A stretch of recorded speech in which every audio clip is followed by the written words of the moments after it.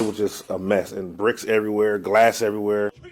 That was Pastor Charles Redmond talking with Fox 8 in late December 2022, shortly after he found his Garfield Heights church partially destroyed. Someone slammed their car into it on Christmas morning, and at the time, it was expected to cost at least $20,000 to repair. This kind of damage, how much does this hurt you guys? Ooh, big time, because I don't know where we're going to get the money.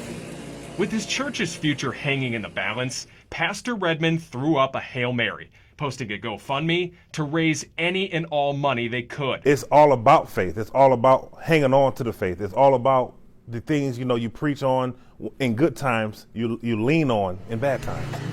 It turns out that those prayers were answered thanks to a fellow pastor from Alliance. What struck you about the story that made you want to help out? It's just knowing that these things can happen and knowing the trickiness with insurance sometimes and what isn't covered. Pastor Ben Flanagan, who just so happens to be a Mason in his spare time, saw Redmond's story on Fox 8 and knew that he had the tools and bricks to help out. So he called up New Journey's leader and quoted him a price that was a third of what anyone else was offering.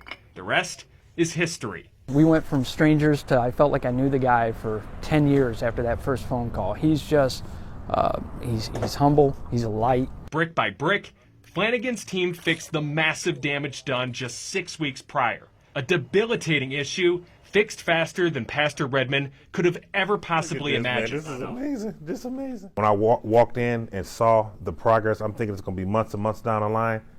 It was hours. December of last year, New Journey Church was in bad shape and in need of a lot of help. Nearly 2 months later, the sights and sounds of construction served as proof to Pastor Redmond that his prayers had been answered. It's difficult sometimes to walk by faith and not by sight, but that's all I have, and that's what I leaned on, and that's what's gotten me through this, and I believe that's what we're witnessing right now.